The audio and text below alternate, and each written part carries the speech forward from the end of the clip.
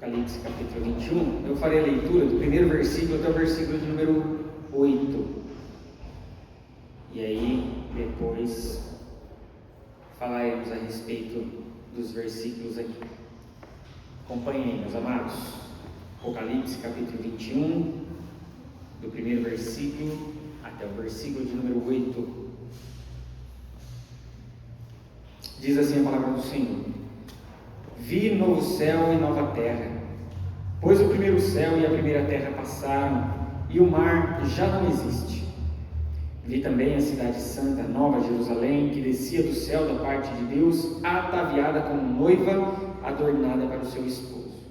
Então ouvi grande voz vinda do trono, dizendo: Eis o tabernáculo de Deus com os homens. Deus habitará com eles, eles serão povos de Deus, e Deus mesmo estará com eles, e lhes enxugará dos olhos toda lágrima, e a morte já não mais existirá. Já não haverá luto, nem pranto, nem dor, porque as primeiras coisas passaram.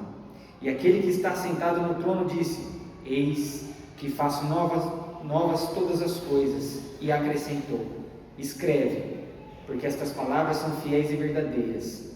Disse-me ainda: Tudo está feito. Eu sou o Alfa e o Ômega, o princípio e o fim. Eu, a quem tem sede, darei de graça da fonte da água da vida. O vencedor herdará estas coisas, e eu lhe serei Deus, e ele me será filho. Quanto, porém, aos covardes, aos incrédulos, aos abomináveis, aos assassinos, aos impuros, aos feiticeiros, aos idólatras e a todos os mentirosos, a parte que lhes cabe será no lago que arde com fogo e enxofre, a saber, a segunda morte. Até aqui a leitura. Que o Senhor nos abençoe nessa caminhada uma vez mais, chegando aí ao nosso fim de Apocalipse, penúltimo capítulo diante de nós. Aqui adentramos naquilo que nós podemos chamar de consumação mesmo, que é o estabelecimento agora material, visível, espiritual de toda a expressão do bem, de toda a expressão da bondade, de tudo aquilo que há de perfeito e de pleno. O capítulo 21 já começa a tratar a respeito desse estabelecimento, dessa nova realidade. Se nós falamos que a partir de Cristo Jesus nós somos formados novas criaturas, é necessário que haja um novo espaço, uma nova realidade, para que aqueles que são novas criaturas possam ali viver e expressar a plenitude do seu ser a partir da glorificação dos corpos e dessa nova criação. É o desfrute dessa nova criação. Nós, a partir de Cristo, nós já somos novas criaturas, nós já temos lampejos, nós já temos alguns lapsos da eternidade, por assim dizer, mas não ainda completamente. Então, por exemplo, quando nós experimentamos da comunhão que nós temos em Cristo Jesus, já é um experimentar da eternidade. Quando Cristo conversa lá com a samaritana, e ele diz que a respeito da colheita e dos campos, que aqueles que trabalham nesse sentido já podem colher frutos para a eternidade. Então há aspectos que nós já vivemos aqui que já redundam em bênçãos eternas, só que não há o desfrute pleno disso ainda. Esse desfrute pleno acontecerá na consumação, aqui nessa nova realidade, na revelação da Nova Jerusalém, da nova cidade. As coisas antigas passaram. Toda a Escritura, desde Gênesis, início de Gênesis até esse final de Apocalipse, aponta para o estabelecimento da criação perfeita de Deus. Deus criou a criação perfeita. Gênesis capítulo 1, versículo 31 diz, quando ele finaliza a criação: E viu Deus que tudo era muito bom. Havia harmonia, o caos já havia sido suplantado por toda espécie de equilíbrio, harmonia e plenitude. O homem traz, por meio da sua própria autonomia, depois rebelando-se contra Deus, traz o caos novamente. Mas Deus não deixa o homem à própria sorte, ele continua a se movimentar em direção ao homem para já expressar parte desse seu plano redentor que ganhará o seu ponto final em um certo aspecto ou ponto e vírgula, acaba de uma parte e recomeça de outra, né? Acaba toda a expressão do mal, de pecado, toda a expressão de corrupção, e agora passa-se uma vida na plenitude daquele que nos chamou das trevas para a sua maravilhosa luz. É isso que trata especificamente o capítulo 21 e o capítulo 22 de Apocalipse. Vamos lá. Primeiro versículo. Tudo bem até aqui? Tudo certo? Nós tivemos ali a sequência, né, os capítulos 19 e 20, que fala ali dessa última batalha, que na verdade não é uma batalha, é um desejo de batalha por aqueles que são a expressão da Babilônia, do mal, do Império Romano, de tudo aquilo que se opõe a Deus, mas que do céu desce fogo e os consome. Então não há batalha, há desejo de batalha, mas não há batalha. Finaliza-se o mar, a morte, o além, entregam seus mortos, e ali a própria morte, o próprio inferno são lançados no lago de fogo, depois de ter sido lançada a besta, o anticristo, o próprio dragão, os povos ímpios. Entra-se agora na nova realidade. Aí nós temos essa primeira visão aqui de João: vi novo céu e nova terra, pois o primeiro céu e a primeira terra passaram e o mar já não existe. O primeiro céu e a primeira terra passaram. Se a gente voltar para o versículo 11 do capítulo anterior, do capítulo 20, veja lá, quando o João vê o trono branco, está falando ainda da realidade da destruição do dragão. Depois da destruição do dragão, da sua expulsão ali plena para o tormento, João vê um trono branco e diz lá, cuja presença daquele que estava sentado no trono, a terra e o céu fugiram. Versículo 11 do capítulo 20. Porque não se achou lugar para eles. E em que sentido? Porque aqui nós temos uma questão importante para tratar. O que é esse novo céu e essa nova terra? Há duas posições que nós temos quando aqui os teólogos e a própria tradição da igreja acaba afirmando a respeito do novo céu e da nova terra. Antes de entrarmos aqui especificamente nessas duas vertentes, nessas duas posições teológicas a respeito do novo céu e da nova terra, essa expressão ela é retomada do Antigo Testamento. Lembram-se?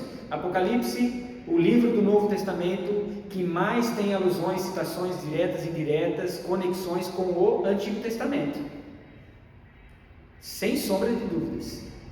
Logo, tudo o que nós temos descritos no livro do Apocalipse não é nada novo, não é nada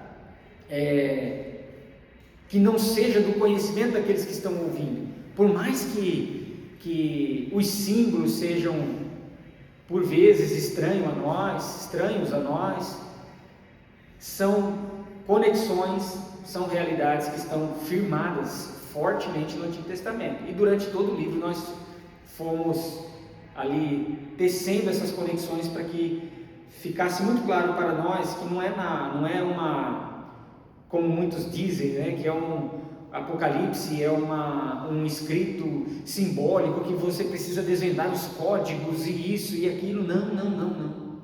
Está tudo muito bem esclarecido. Se há símbolos e metáforas como de fato há e existem aqui em Apocalipse, isso tudo pode ser esclarecido por meio de um olhar mais atento, mais firmado no Antigo Testamento. Por exemplo, vamos lá para Isaías capítulo 65. Isaías, o primeiro profeta ali na ordem aqui que nós temos do nosso cânon do Antigo Testamento. Apocalipse, Isaías capítulo 65. Veja como essa perspectiva, essa expectativa de novo céu e de nova terra já está estabelecido ali desde o Antigo Testamento. 65:17,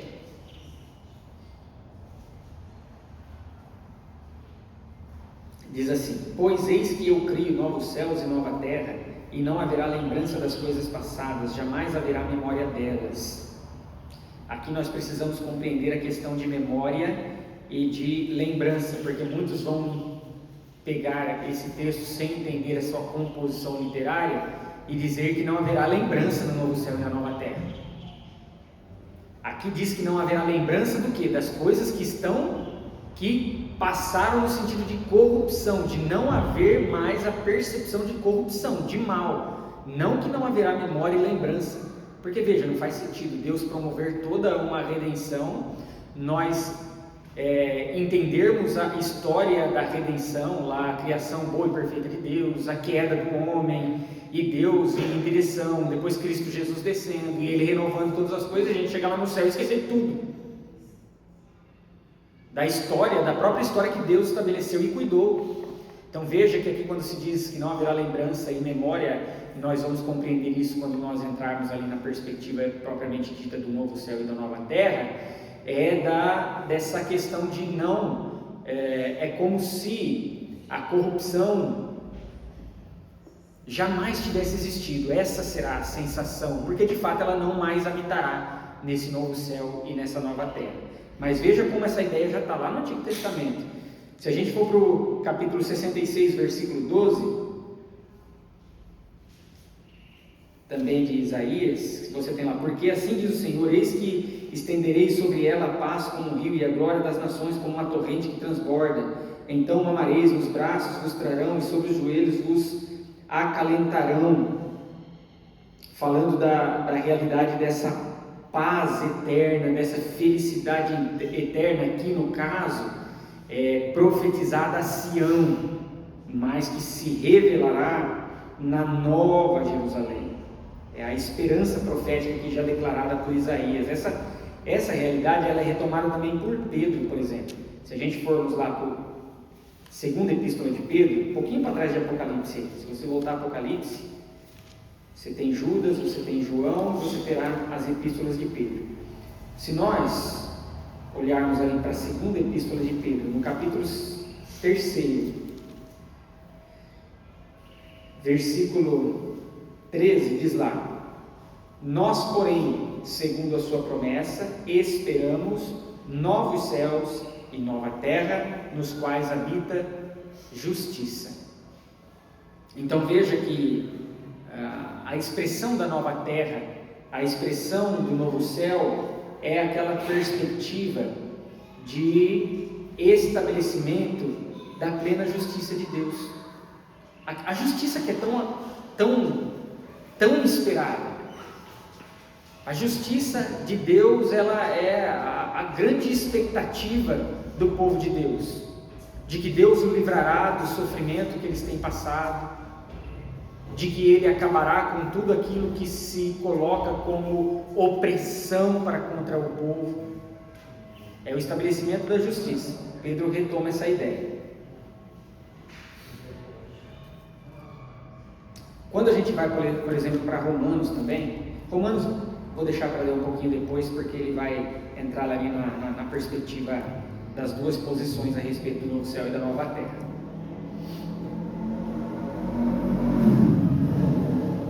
Logo, vi novo céu e nova terra, uma ideia já profetizada no Antigo Testamento, porque as primeiras coisas passaram, aquilo que tem corrupção, quando se depara com um trono puro e perfeito, e aquele que está sentado no trono, eles fogem, eles correm da presença, porque o completamente santo não pode compactuar com nenhum tipo de impureza. O mar já não existe. O mar em Apocalipse, ele tem uma simbologia que não apenas em Apocalipse, que significa caos. Não é apenas em Apocalipse, por quê? Porque essa é uma ideia desde Gênesis. Porque antes da criação de todas as coisas, quando tudo era sem forma e vazio, o que havia? Caos. E o que é esse caos? Esse caos é simbolizado pelo quê? Por sobre o que pairava o Espírito de Deus? As águas. O caos ali estava estabelecido. Então as águas, já desde dessa concepção, ela pode ter apontar para essa simbologia de oposição aos poderes harmônicos e perfeitos. E aí a gente entende, né, com maior profundidade quando Jesus acalma a tempestade. Ele não está só mostrando o amor por aqueles que estão ali no parquinho, ele está mostrando o poder dele não apenas por sobre as realidades naturais, sobre os cataclismas. Cristo está mostrando o poder dele, a soberania dele sobre o caos, que o caos não passa por cima dele. Quando, por exemplo, a gente falou a respeito disso, o dilúvio. O dilúvio é Deus fazendo uso do próprio caos para acabar com o caos. Olha só, Deus usa o próprio caos como um instrumento para acabar com a corrupção. Porque o que o dilúvio faz? O dilúvio, ele preserva, ele acaba com toda a expressão do mal, no sentido de Deus preservar por meio de Noé e de sua família ali a continuidade da existência da própria humanidade. E Deus usa as águas, Deus usa o próprio caos como um instrumento para derrotá-lo, mostrando que Ele é soberano. Oi? Não seria a destruição do mar? É isso? Sim. Porque é o que nós veremos, não é que não haverá mares, não é que não haverá águas. Quando Deus criou o jardim do Éden, não havia rios que passavam por lá?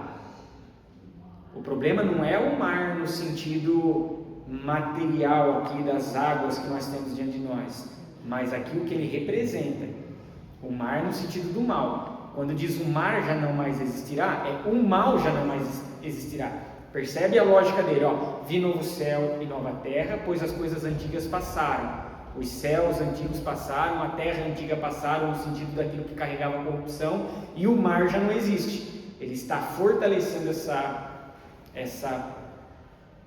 essa maravilha de que nessa nova realidade não haverá sequer uma expressão do mal, de corrupção, de podridão, de qualquer coisa nesse sentido.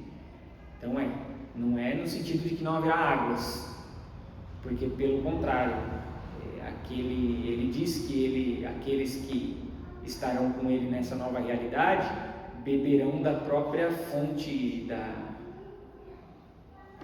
água da vida, que flui daquele que é a grande esperança.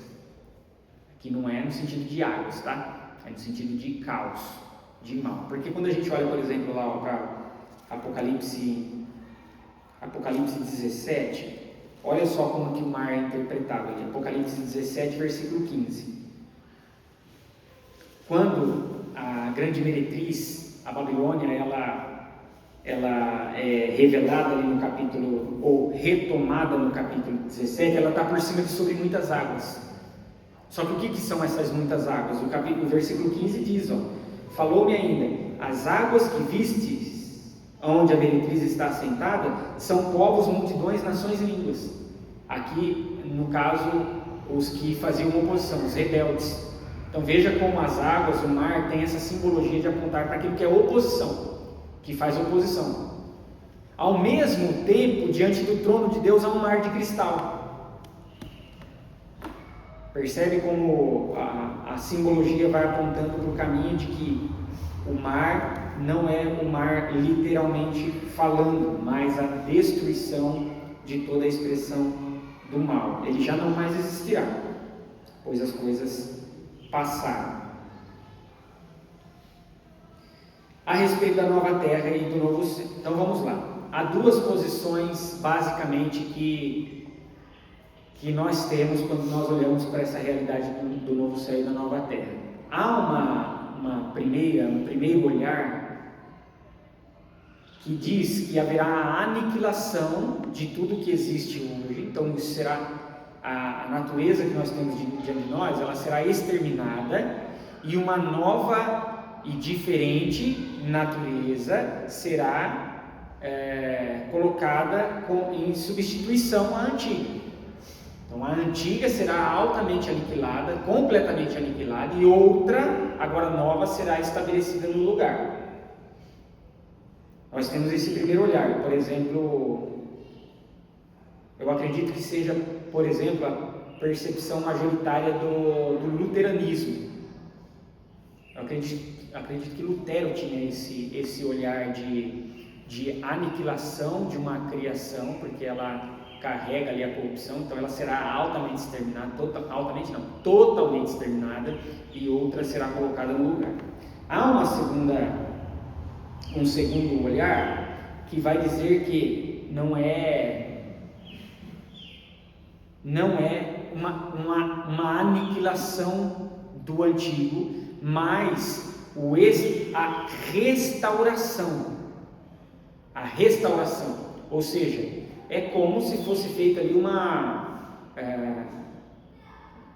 cura no corpo. O corpo passa por uma doença, está ali, tem algo nele que está o adoecendo, o levando à deterioração, está o corrompendo. Quando se trata e faz a cura, retira, o corpo restabelece e pode ali ter novamente as suas faculdades restabelecidas.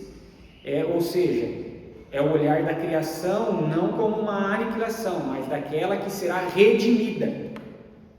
A mesma natureza que nós temos, a mesma criação que nós temos, ela será redimida, será arrancado dela tudo aquilo que lhe traz corrupção, que lhe traz mal, e agora ela passa a não mais existir com esse mal. Qual que é o que nós acreditamos aí? O que vocês acham que mais, dentro da nossa perspectiva, mais se alinha com o ensino bíblico? A primeira? Quem dá mais?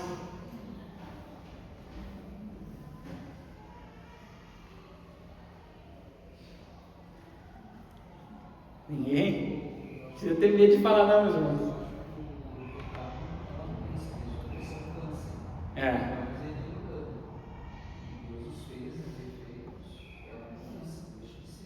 Sim. Sim, ele vai tirar. Nas duas posições ele vai tirar. A questão aqui é de que ele vai exterminar o antigo ou ele vai restaurar aquilo que está doendo. Tá lá. Então nós temos aqui duas posições. Vamos lá, hein? Quem vai ganhar aí? Se a gente for pensar uma lógica, quando Deus não tentou, pensa, no dilúvio ele ligou, né? Agora, se ele se confundiu. Não é. De fato, é uma questão que pode ter por isso que temos essas duas interpretações, porque em certos momentos nós podemos ter uma ideia de uma e em certos outros, é por isso que nós temos todo um amparo bíblico para que a gente possa fazer uma melhor fundamentação. Não que os que pensam diferente daquilo que eu vou trazer, como a percepção que nós temos como aquilo que mais se alinha, que é uma heresia, nada disso.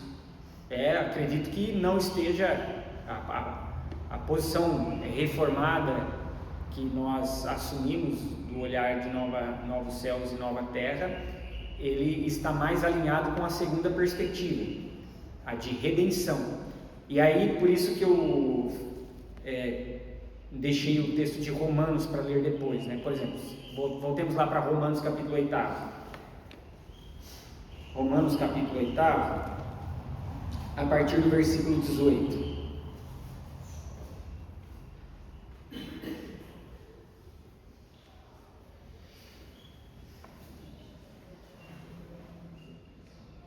Diz assim, pode alguém ler em alto e bom tom aí? Romanos capítulo 8, do 18 ao 22, por favor.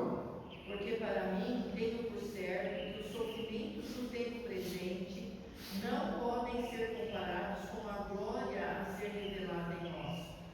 A ardente expectativa da criação aguarda a revelação dos filhos de Deus, pois a criação está sujeita à vaidade, não voluntariamente, mas por causa daquele que a sujeitou, na esperança de que a própria criação será redimida do cativeiro da corrupção, para a liberdade da glória dos filhos de Deus, porque sabemos que toda a criação, a um só tempo, geme e suporta angústias até agora.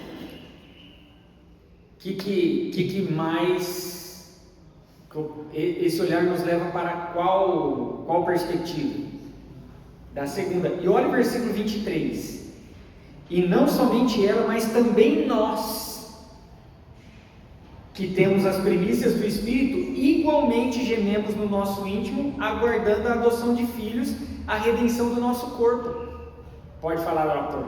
Paulo, em Coríntios, quando ele fala sobre a transformação do corpo, ele já trabalha isso.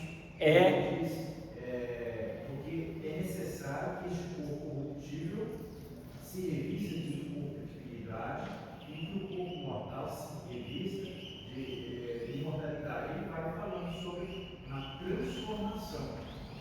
Ou seja, inclusive é um dos exemplos que eu coloco aqui, da lógica. A gente olha para a lógica da redenção dos homens. Nós seremos substituídos?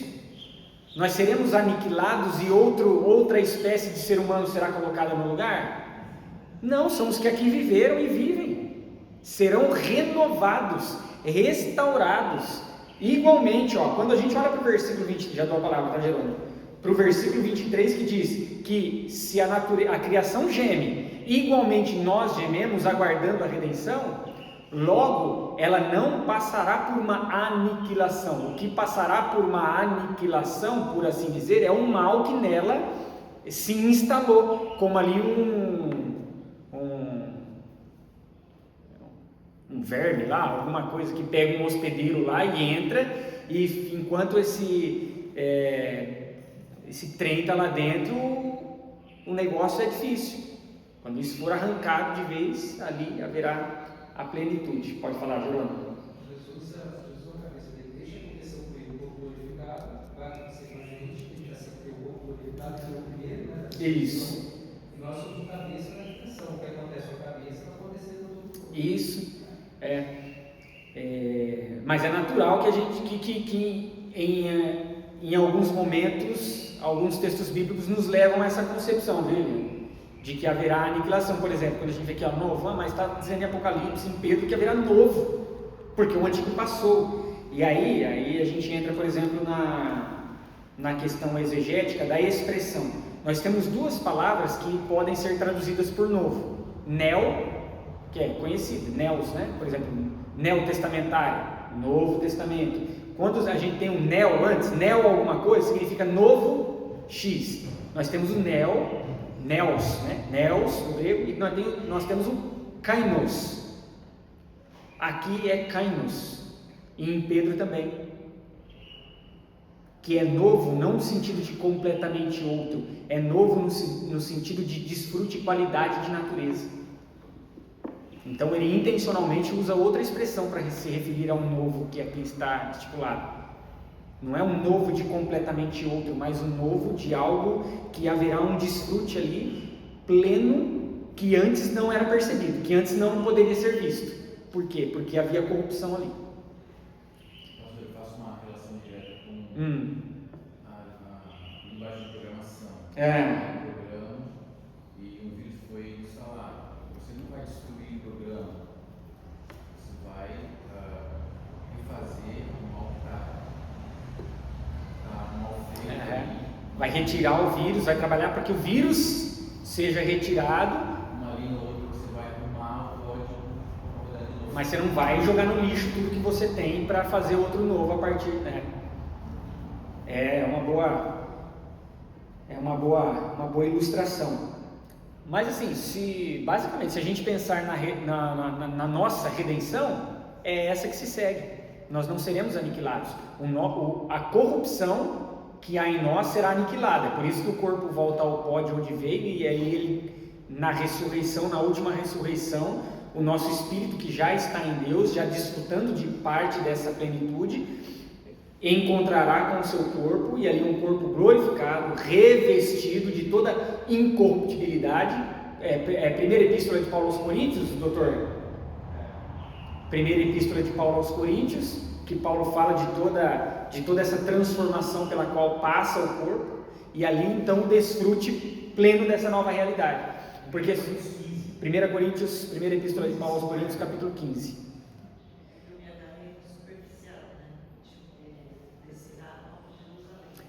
Não, mas não diria que é superficial. É algo que muitas vezes dá-se a compreender. Faz todo sentido, né? Isso, Atos capítulo 3, versículo 21.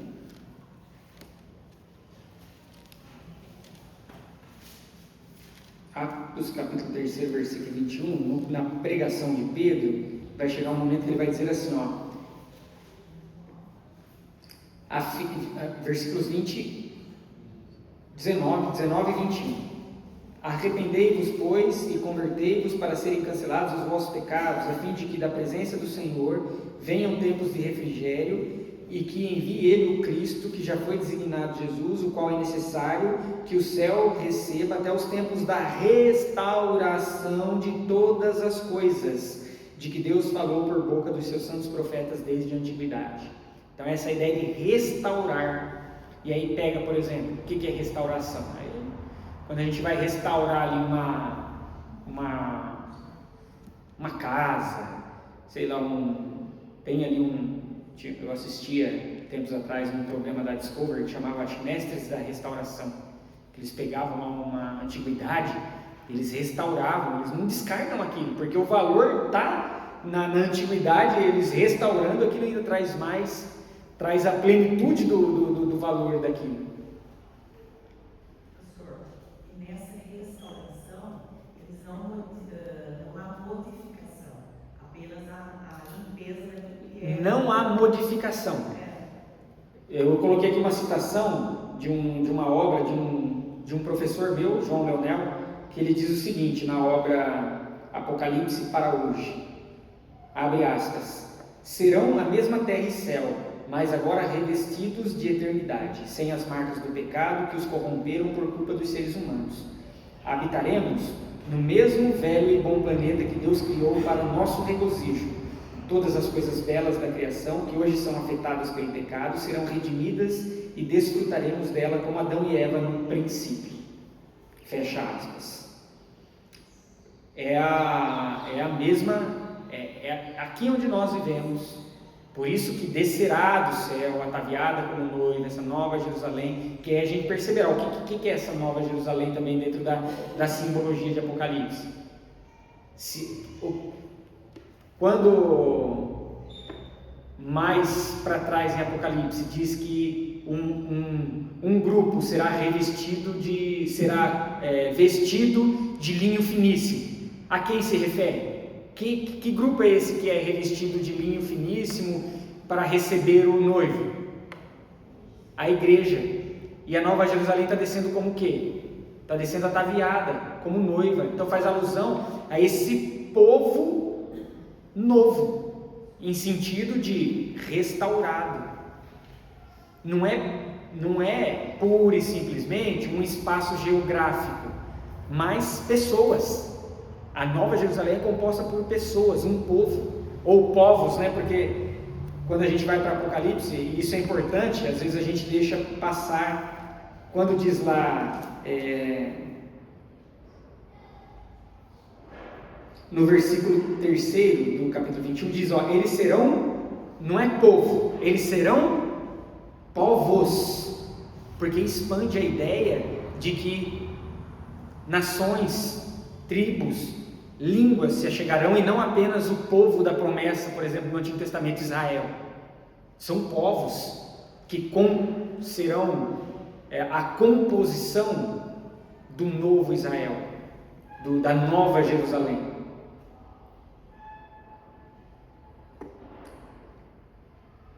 Logo, é essa percepção que nós temos, que é uma restauração. Toda doença foi arrancada. Todas as valências, todas as virtudes, todas as potências da humanidade e da criação, como Deus a planejou e a arquitetou, poderão ser evidenciadas. Pensa numa coisa dessa, gente. Se aqui, agora, com uma terra que sofre por corrupção e os nossos corpos, as nossas mentes que sofrem por corrupção, nós percebemos que muitas coisas são maravilhosas que são criadas. O homem cria coisas maravilhosas a partir daquilo que Deus que Deus criou, obviamente, não do nada, mas a partir de elementos que o próprio Senhor já criou. Nós vemos a natureza expressando coisas maravilhosas. Às vezes eu vejo umas imagens assim que passam lá na internet, vejo algumas montanhas, umas naturezas, uns lugares assim fantásticos. Pensa que isso não é 0,00001 de todas as valências e virtudes e potências que a criação e a humanidade pode chegar a exercer, que serão disponibilizadas e potencializadas a partir do momento dessa nova consumação, dessa nova realidade, a consumação. Pensa. Pode falar, Sônia.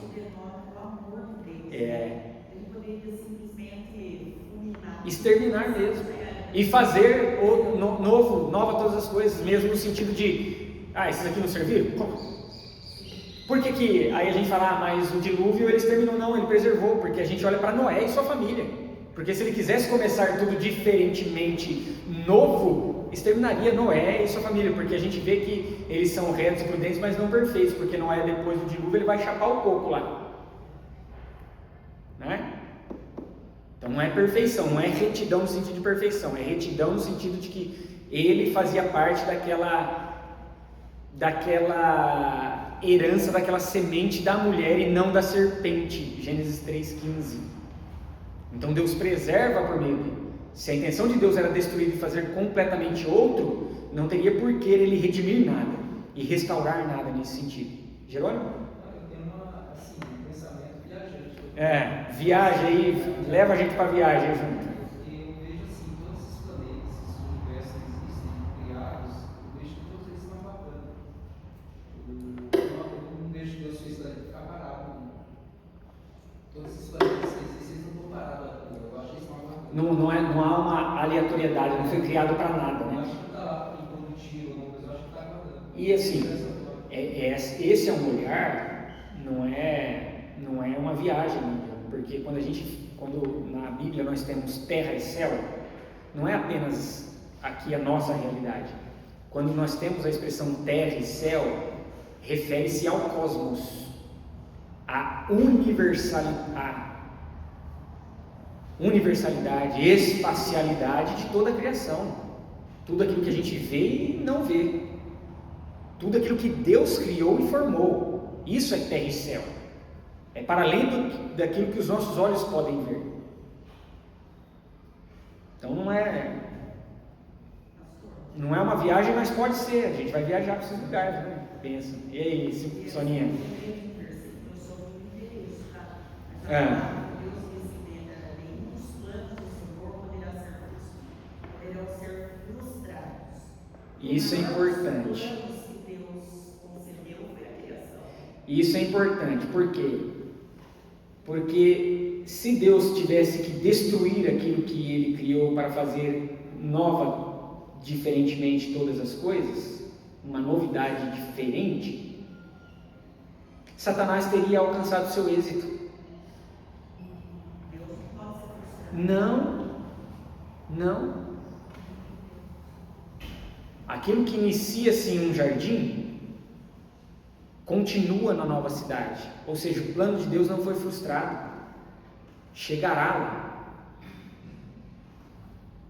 lá, a gente já tem isso no nosso coração, a gente vive aqui na Babilônia, mas o nosso coração é da Nova Jerusalém, que não seja o contrário.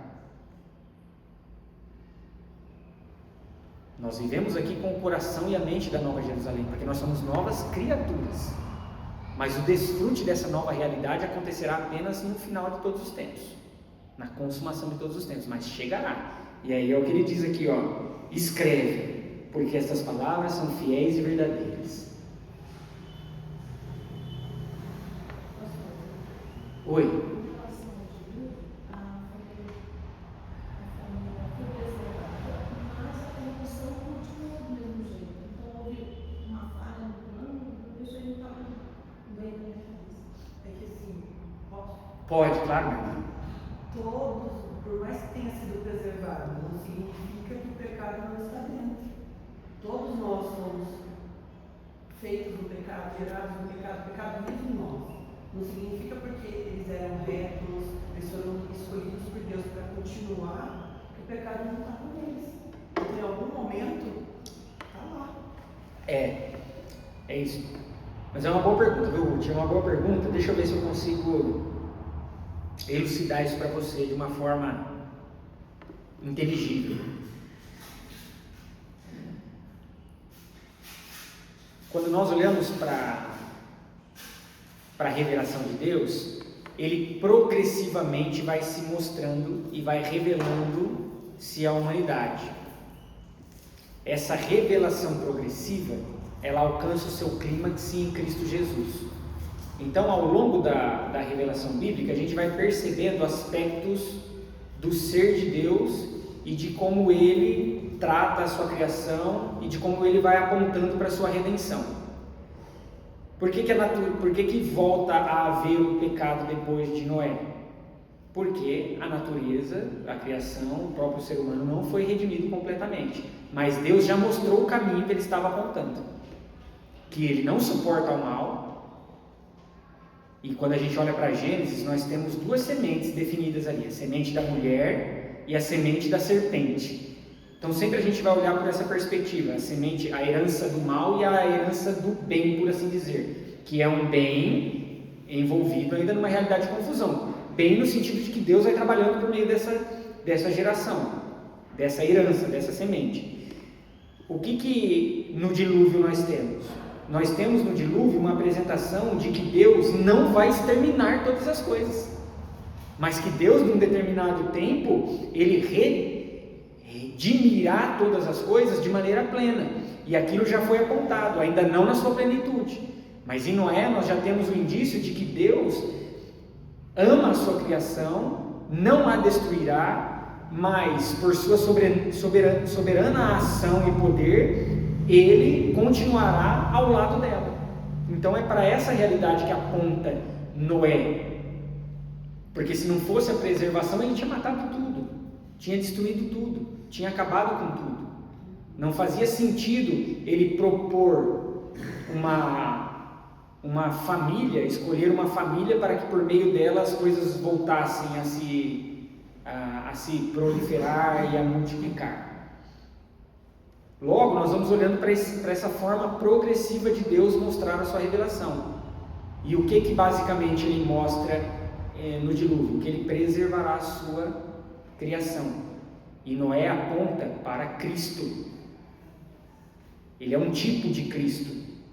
Porque em Cristo Jesus, toda a humanidade é preservada, agora não só parcialmente, mas plenamente. Mas a gente morre e ainda peca, porque nós estamos revestidos de um corpo, nós estamos vestidos de um corpo corrupto, mas o nosso espírito já está preservado em Cristo, ao ponto em que chegará o tempo que o nosso corpo será revestido de glória como ele foi. Então, é uma pergunta muito boa mesmo, mas aponta para essa realidade de preservação, porque se não fosse, teria tudo acabado lá. Se nós estamos aqui é porque Deus primeiramente preservou, e essa preservação aconteceu lá desde Noé. É por isso que nós estamos aqui, porque Deus foi preservando a humanidade desde lá dos primórdios. Deu para entender mais um? Foi claro? É uma pergunta difícil e boa, muito boa mesmo. Versículo 2: Vi também a cidade santa, Nova Jerusalém, que descia do céu da parte de Deus, ataviada como noiva, adornada para o seu esposo. Essa simbologia de que não é puramente, por simplesmente, nós não veremos uma cidade de edifícios, de paredes, de ruas, embora depois nós veremos toda a descrição maravilhosa, mas é para mostrar a suntuosidade. Mas a simbologia aqui é quem está descendo? O povo de Deus com ele, com Cristo Jesus, para se estabelecerem na nova realidade. Quando nós morremos aqui, o corpo volta ao pó de onde veio, o espírito volta a Deus que o deu. Aqueles que morrem em Cristo Jesus já vão em espírito naquele plano intermediário que nós chamamos de céu. Mas o céu não é o destino final daqueles que amam a Cristo. O céu é o destino intermediário, é o prelúdio, é a antessala da grande festa. É como se nós tivéssemos uma grande festa de casamento e ali, antes de adentrar no salão principal, há uma antessala, onde ali você já começa a ter lampejos do que vai ser o casamento, mas aí você só vai entrar lá quando de fato tudo se revelar. É a própria igreja, é o próprio povo de Deus. Os que morreram e estão em espírito vão descendo, e os que estão vivos na época em que Cristo se revelar, vão aquilo que nós chamamos de arrebatamento, vão subir, e nesse processo terão seus corpos revestidos. E quando encontrarmos no céu, ao sinal em que todos os olhos verão, quando o povo de Deus estiver com Cristo Jesus nesse grande e último ato, e ali todos forem revestidos dessa glória, e aí haver o julgamento de Deus, então todos eles continuarão descendo para se estabelecer nessa nova realidade restaurada e redimida. O céu, o paraíso, não é uma realidade etérea.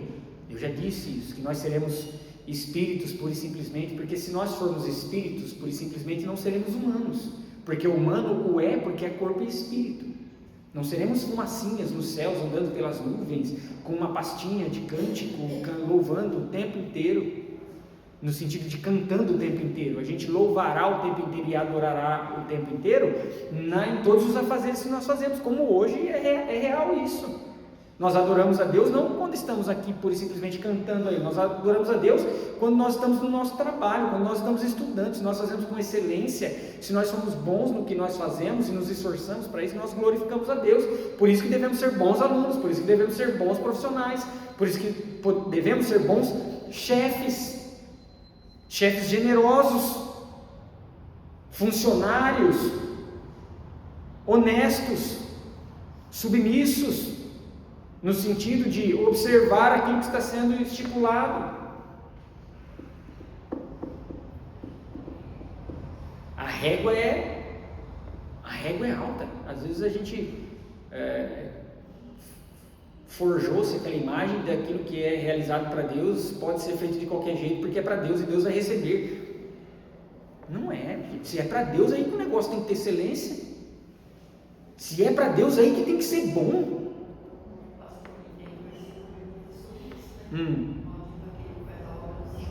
Relaxadamente. E tudo o que fizerdes aí mais à frente, em pensamentos, em coração, tudo que comerdes, tudo que beberdes, faça para a glória do Senhor. É uma vergonha a gente deixar com que pessoas que não assimilam a espiritualidade serem melhores naquilo que nós também fazemos. É uma vergonha, gente.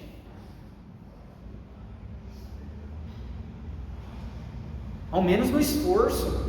Óbvio que tem pessoas que nascem com um dom aí para o serviço, para as questões aí que é difícil de você alcançar, mas no esforço, na tentativa, no coração, na entrega.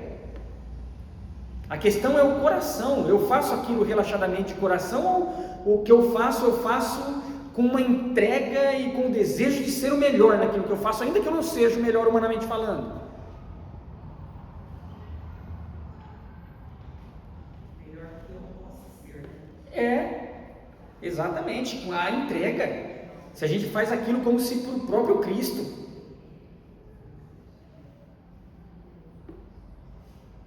Versículo 3: Então ouvi grande voz vinda do trono, dizendo: Eis o tabernáculo de Deus com os homens, Deus habitará com eles, e eles serão povos de Deus, e Deus mesmo estará com eles. Aqui eu acho um negócio fantástico, a gente percebe a amarração de toda a Bíblia. A Bíblia, ela não se compõe, meus amados irmãos, de histórias desconectadas umas das outras. Tudo que nós temos na Bíblia, de cabo a rabo, de ponta a ponta, converge para uma única grande revelação. É uma grande história, em que diversas outras estão entrelaçadas, amarradas a essa grande revelação. Porque olha só, essa questão de Deus tabernacular, o que era o tabernáculo? Falarei um pouco sobre isso hoje à noite também. O que é o tabernáculo? O que era o tabernáculo, meus irmãos?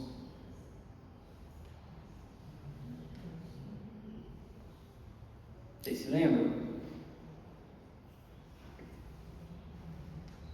Tabernáculo é aquela primeira edificação onde o povo no deserto construía uma tenda. Era uma tenda em que eles se reuniam para adorar, onde Deus revelava e manifestava a sua presença, como se fosse a igreja deles, que depois viria a ser o templo, o próprio templo edificado. Mas qual é a grande particularidade do tabernáculo? Diferentemente do templo, por exemplo, diferentemente desse lugar em que nós estamos, desses edifícios que nós nos reunimos para adorar, móvel, ele era levado junto. Quando diz que Deus tabernaculará com o seu povo, é que Deus estará, se movimentará. Esse é o grande presente, meus irmãos, do paraíso. Se a gente quer paraíso apenas para ter uma casa no céu e correr do inferno e ter as bênçãos, nós somos miseráveis. Nós somos miseráveis se nós queremos ter as bênçãos do céu, pura e simplesmente. Porque o presente do céu, do paraíso, da Nova Jerusalém, é que Deus estará presente plenamente e tabernaculará, se movimentará, estará entre nós, e a presença dele será a nossa força e luz, porque diz lá que não haverá sol, que não necessariamente é a mesma coisa do mar, não que não haverá um luzeiro lá, mas que a luz do sol, a luz que é necessária para a vida, a luz que é aquela que ilumina, não virá dele, mas virá da presença do próprio Cordeiro que estará na Nova Jerusalém. Essa é a questão. Se é Cristo que nós amamos e desejamos, ou se é os presentes que Ele pode, se são os presentes que Ele pode oferecer.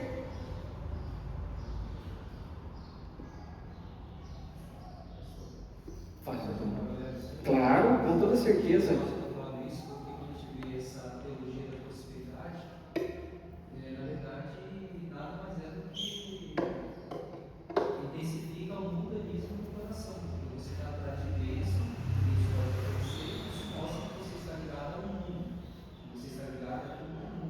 Pode oferecer. Seja riqueza, seja o que for. Você não está buscando Deus, você está buscando a bênção que Deus pode prover para você estar bem na terra, estar bem neste mundo. E não é isso que Deus quer. Ou usa a busca de Deus para alcançar esses fins, pura e simplesmente, né? Isso só reflete o quanto isso você está ligado na terra. Porque é manipular a Deus, né? É manipular a Deus. A gente manipula Deus, a gente usa Deus, a gente fala o nome de Deus, mas é para alcançar alguma bênção e não de desfrutar da presença dele, não de ter o prazer nele.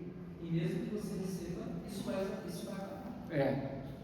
Porque, lógico, quando a gente fala de prosperidade é uma questão bíblica, não no sentido da teologia da prosperidade, que hoje nós podemos ali atualizá-la para a teologia coach, da busca do sucesso, da busca de ser o primeiro, da busca de ser pura e simplesmente porque você é capaz, porque você tem força, porque você consegue, e Deus te criou para ser cabeça e não cauda, esse tipo de coisa. A prosperidade, ela é algo profundo, real, biblicamente, mas uma perspectiva aí de fato mais profunda. A prosperidade é algo que Deus, porque quando a gente fala de Nova Jerusalém, é a prosperidade na maior potência. Por que esse versículo 3 é maravilhoso? Olha só. Alguém abre em Gênesis capítulo 3, versículo 8.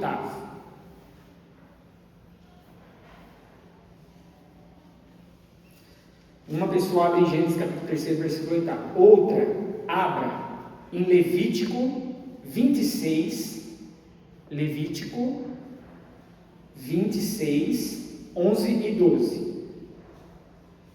Outro, vamos lá, um em Gênesis, outro em Levítico, outro em Hebreus 11, 13 a 16.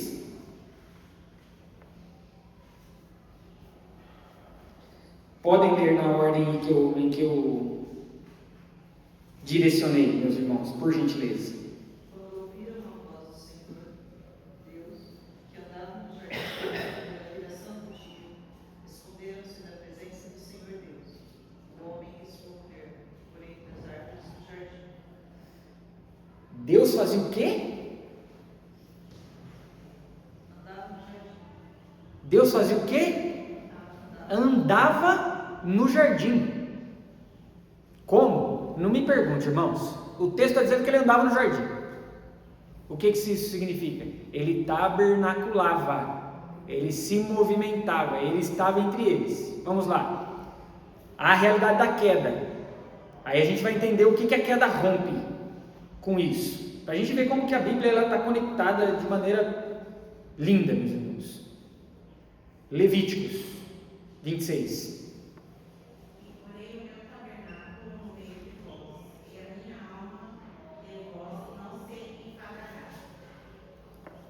Depois da queda, o que Deus, e aqui é o estabelecimento do tabernáculo no deserto, está dizendo, porém o meu tabernáculo, Deus não abandonou a humanidade, Deus criou, estabeleceu uma forma de expressar o seu movimento entre os homens, mesmo depois da queda, e aí a gente chegará numa revelação, isso na verdade traz aspirações ainda maiores. Hebreus capítulo 11, 13 a 16. Todos esses morreram na fé, sem ter obtido. Só deixa eu só estes, os antigos lá, Abraão, Isaac, os do Antigo Testamento lá, falando dos heróis da fé. Pode continuar, mas só. Sem ter obtido as promessas, vendo-as, porém, de longe, e saudando-as e confessando que eram estrangeiros e peregrinos sobre a terra, porque os que falam desse modo manifestam estar procurando uma pátria, e se na verdade se lembrassem daquela de onde saíram, teriam oportunidade de voltar, mas agora aspiram uma pátria superior, isto é, celestial. Por isso, Deus não se envergonha deles, de ser chamado o seu Deus, porquanto lhes preparou uma cidade. É o almejo dessa pátria celestial. Mas olha o que é maravilhoso, meus irmãos. Deus tabernaculava no jardim. Ele andava, diz lá que ele descia na viração do dia para caminhar entre Adão e Eva, a humanidade. Ou seja, o jardim do Éden era a expressão em que não havia divisão de céu e terra. Não havia Deus lá e nós cá. Era tudo uma coisa só, porque Deus estava ali. Era celeste e terreno, era uma coisa só. O que acontece depois da queda? O que Deus faz com Adão e Eva? Expulsa desse lugar em que não havia divisão de céu e terra. Então a presença de Deus agora começa a ficar restrita. E a humanidade vai experimentar da vida terrena. A queda estipula isso. Deus dá indicações de que isso mudaria. Olha lá, por isso que Deus não extermina todas as coisas, porque a gente pensa que a expulsão do jardim é um castigo. Ele de certa forma é um castigo, mas também é um livramento. Sabia que é um livramento? Porque olha só, Por duas razões, e uma agora me veio à mente nesse exato momento. Quando o homem peca, falha, se rebela contra Deus, ele traz para si a morte, a corrupção. Mas o que havia no jardim, no meio do jardim? Havia duas árvores, uma que era a árvore do conhecimento do bem e do mal, e a outra, a árvore da vida. Pensa que se o homem e a mulher, a humanidade, agora, corruptos, estivessem experimentando da árvore que jamais deixa morrer, seriam eternamente corruptos. Outra coisa, ou seriam exterminados de vez por todas. Por quê? Porque lá não há divisão de céu e terra, então é um lugar santíssimo. Num lugar santíssimo, pode haver alguma expressão do mal? Seriam exterminados de vez por todas. Então, a expulsão do jardim é um livramento, é uma graça de Deus ao homem, que agora, por meio da morte terrena, dessa compreensão do pecado em si, pode ser restaurado. E é por isso que essa morte aqui, agora em Adão e Eva, apresentam e denotam e apontam para a morte em Cristo Jesus, que trará toda a vida, porque a morte na verdade trará a vida, porque a morte levará consigo toda a corrupção, toda a destruição, ao ponto em que Cristo é aquele que leva sobre si todas as enfermidades, e na morte ele leva todas as enfermidades, todos os pecados, toda a corrupção, toda a destruição. Mas quando ele ressuscita, porque ele não tinha pecado, ele carrega sobre o pecado, mas ele era imaculado, ele vence a morte não vence. Quando ele ressuscita, ele destrói a morte, de forma que a morte terrena para nós é apenas uma passada para a continuidade da vida eterna.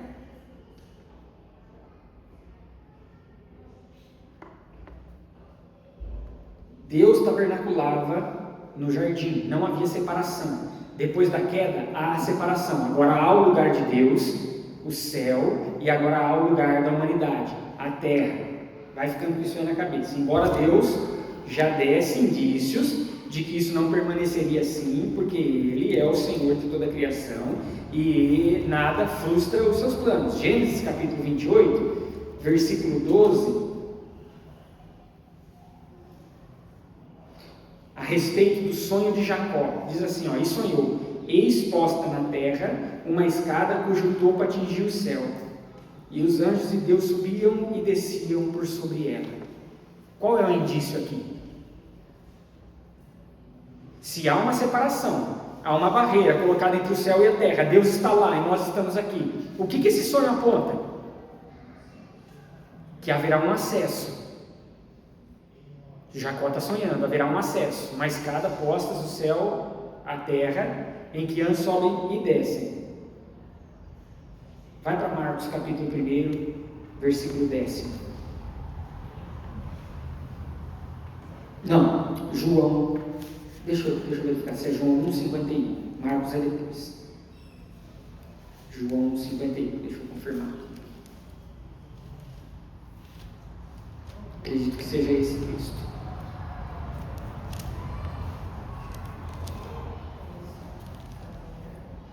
Alguém leia, por favor.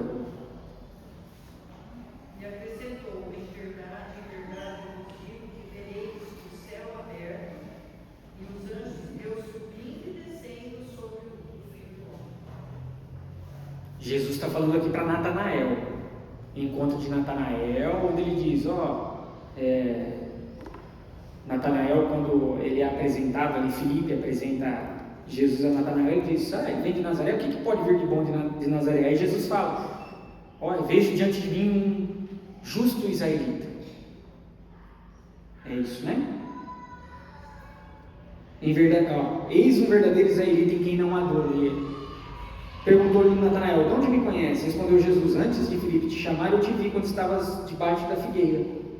Então exclamou, mestre, tu és o Filho de Deus, tu és o Rei de Israel. Ao que lhe respondeu Jesus, porque te disse que te vi debaixo da figueira, crês? Maiores coisas que estas verás. Lembra do sonho de Jacó? O que ele vê? O que liga o céu na terra no sonho de Jacó? A escada, o que está em volta? O que sobe e desce? O que Jesus está falando? Que os anjos subirão e descerão sobre quem? Quem é a escada que liga o céu na terra? E aí,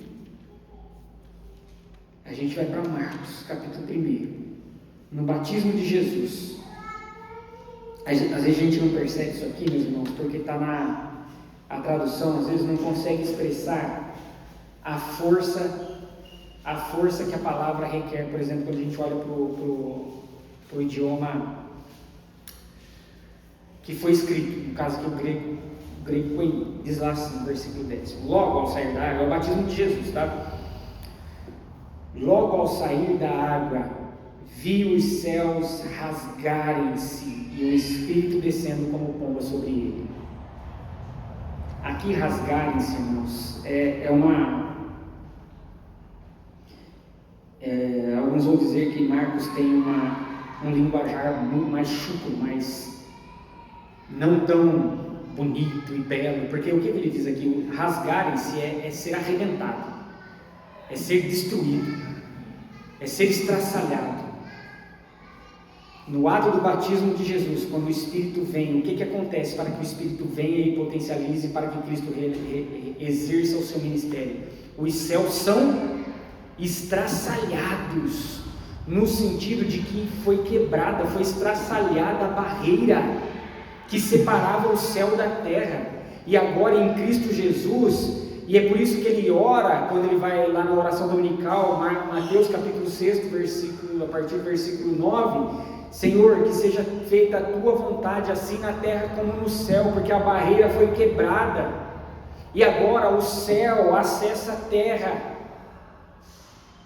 Em Jesus isso é possível, mas plenamente isso acontecerá na Nova Jerusalém, porque ali voltará novamente aquela fusão, aquela união entre celeste e terreno, no qual não haverá mais céu e terra, mas céu e terra será uma única realidade, porque não haverá Deus lá e nós aqui, haverá Deus aqui conosco aqui, e Ele tabernaculará aquilo que foi iniciado no jardim, em Deus descendo para caminhar com eles na viração do dia, que foi quebrado pela rebelião do homem, e agora há céu e a terra, Deus lá, nós aqui, em Jesus Cristo é quebrado, de forma que os céus se estraçalham, e a realidade do céu alcança a terra, e na expressão da nova Jerusalém, da nova realidade, do novo mundo, da nova perspectiva, não haverá céu e terra nesse sentido, mas haverá uma nova realidade na qual céu e terra estão juntos. Porque Deus está aqui, estará aqui, plenamente, Ele está em nós, habitando em nós, e habitando na sua igreja, mas haverá um momento que não haverá nenhuma expressão do mal, e o céu e terra serão uma coisa só. Toda progressão da revelação de Deus, Ele vai apontando para isso. O homem decidiu ter o seu lugar, então Deus se afastou dele, mas Deus não abandona a sua criação, a própria sorte, mas Ele vem dando indícios e se movimentando, e tudo isso é realizado e consumado pelo poder dele, não é por mérito humano nenhum. Eles serão povos, são pessoas de todas as línguas, nações e tribos. Versículo 4, na verdade, diz dos benefícios desta nova morada. E lhes enxugará dos olhos toda lágrima, e a morte não mais existirá.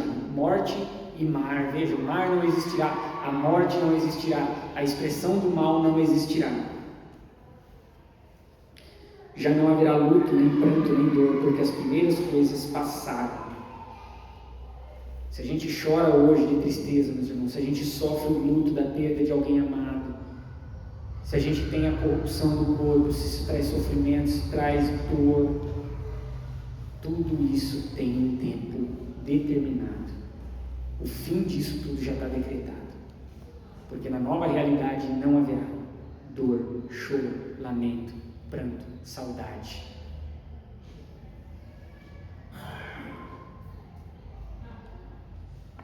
e aquele que está sentado no trono. Veja que antes era provavelmente um arauto havia falado, né, no versículo 3. Ouvi grande voz vinda do trono, um arauto ali, provavelmente, como era natural. Mas agora aquele mesmo que está sentado no trono disse, ele é o autor de todas as coisas, eis que faço novas todas as coisas, e acrescentou, escreve, porque essas palavras são fiéis e verdadeiras. É o próprio Senhor falando isso. Crê porque é fiel e verdadeiro. Essa é a certeza que a gente tem, meus irmãos, de que isso acontecerá, porque as palavras que ele revelou são fiéis e verdadeiras.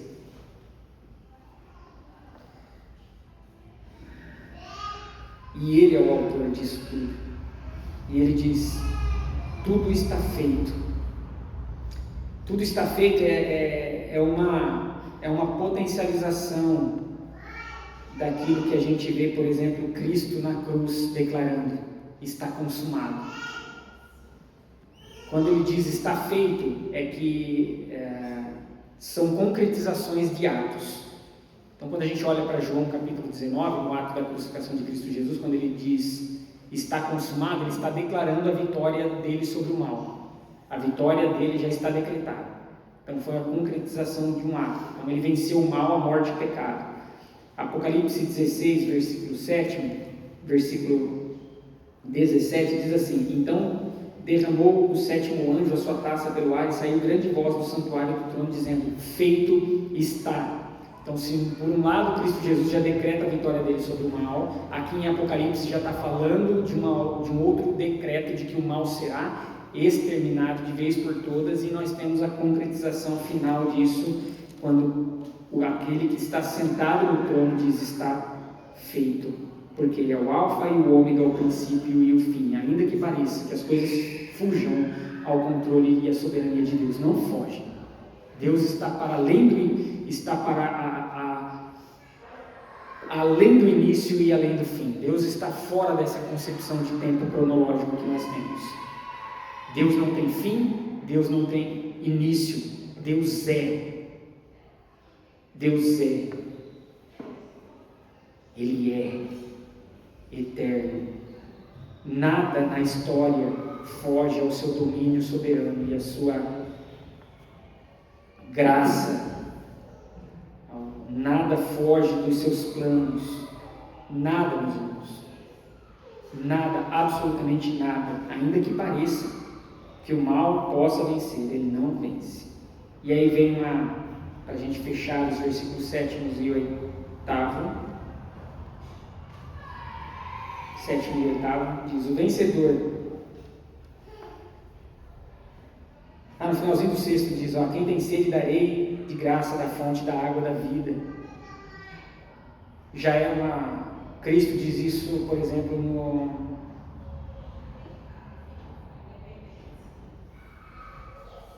no 7, Apocalipse capítulo 7, versículo 17. Pois o cordeiro que se encontra no meio do trono os apacentará, e os guiará para as fontes da água da vida, e lhes enxugará dos olhos toda lágrima. Apocalipse, uma série de repetições progressivas. Então, aquilo que a gente já vê já no comecinho vai sendo retomado e repetido à medida em que o texto vai seguindo. Por isso que não é cronológico sequencial o Apocalipse. É um engano a gente percebê-lo dessa forma.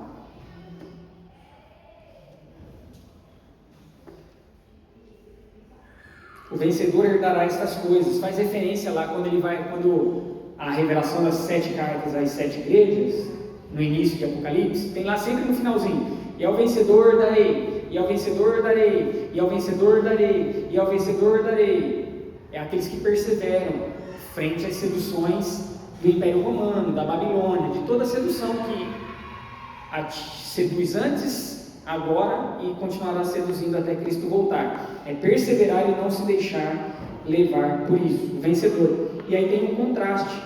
Quanto porém aos covardes, aos incrédulos, abomináveis, todos aqueles que as atribuições, aqueles que se rebelaram, e covardes aqui pode fazer uma referência aos crentes nominais, porque se tem o vencedor, tem os covardes, aqueles que estavam no ambiente, aqueles que carregavam o nome de cristão, mas que não viveram entregando seu coração a Cristo, viveram com o seu coração na Babilônia, Estavam dentro do lugar de Cristo, no meio da igreja de Cristo, mas o coração era da Babilônia. É ter o nome de cristão, é carregar o nome de cristão, mas não perseverar mostrando fidelidade a Cristo, observando aquilo que Ele estabeleceu que observássemos, e todos os outros. Quem desfrutará do novo céu e da nova terra? O vencedor herdará estas coisas. E eu lhe serei Deus e ele me será filho. Quanto, porém, aos covardes, incrédulos, assassinos e por aí vai, a parte que lhes cabe será no lago que arde com fogo e enxofre, a segunda morte, aquilo que nós já vimos no domingo passado. Se você quer reforçar, entra lá no nosso canal, tem lá o finalzinho do capítulo 20, a gente fala sobre a realidade do inferno, do lago de fogo. Essa nova realidade não é para aqueles que não foram fiéis a Cristo Jesus. Essa nova realidade é para aqueles que são fiéis a Cristo Jesus aqui. E agora? Esses serão entrelaçados nessa nova realidade que une céu e terra, onde Deus tabernaculará entre eles. Duas aplicações finais, para que a gente encerre esse momento. Vivemos num mundo caído, mas com a esperança da restauração plena e final. Nós estamos na Babilônia, mas o nosso coração é da Nova Jerusalém, pertence à Nova Jerusalém. O que significa isso? É que nós vivemos aqui, nós temos os nossos afazeres aqui, nós temos o estabelecimento de nossa morada provisória aqui. Então nós vivemos e nós honramos a Deus aonde nós estamos, mas o nosso coração e a nossa esperança final não reside naquilo que este mundo pode oferecer, mas naquilo que a Nova Jerusalém em Deus, em Cristo Jesus, no Santo Espírito do Senhor é e pode nos oferecer. Por fim, o grande presente e prêmio que herdaremos, meus irmãos, é Deus tabernacular entre nós. Não há nenhuma bênção que possa haver lá, embora existirão muitas, inúmeras, tantas quantas não poderemos nem enumerar. Mas o grande presente é a presença de Deus. Se a gente não tem prazer na presença de Deus aqui, agora, a gente precisa repensar se a Nova Jerusalém é o nosso lugar. Se a gente não busca ter prazer, se a gente não busca desfrutar da presença de Deus aqui e agora, por que desfrutaríamos na Nova Jerusalém? Porque se o nosso coração é dele, o nosso coração é da Nova Jerusalém, e aí desfrutaremos já, ainda que não plenamente, mas parcialmente do prazer que ele oferece. O nosso prêmio é Deus, é a presença de Deus, é Cristo Jesus, é o Espírito Santo do Senhor, é as pessoas do Deus único e verdadeiro. E esse é o maior presente que nós temos. Se Cristo fosse nos levar para o inferno e ficasse lá conosco, na sua presença, lá não seria o inferno, lá seria o paraíso. E se nós formos ao paraíso sem Cristo, aquilo não vai ser o paraíso, aquilo vai ser o inferno. Então o que nós queremos? O paraíso, o céu ou Cristo Jesus? Que seja Cristo Jesus a nossa resposta, porque dele vem a fonte de água da vida. Ele é a grande árvore da vida, apontada lá desde o Éden. Ele é a grande árvore, a árvore aponta para a vida que há em Cristo Jesus. A história que começa em um jardim, continua em uma cidade. Começou com um homem sendo expulso da presença de Deus por causa do pecado, e isso é redimido com Deus habitando para sempre com o seu povo.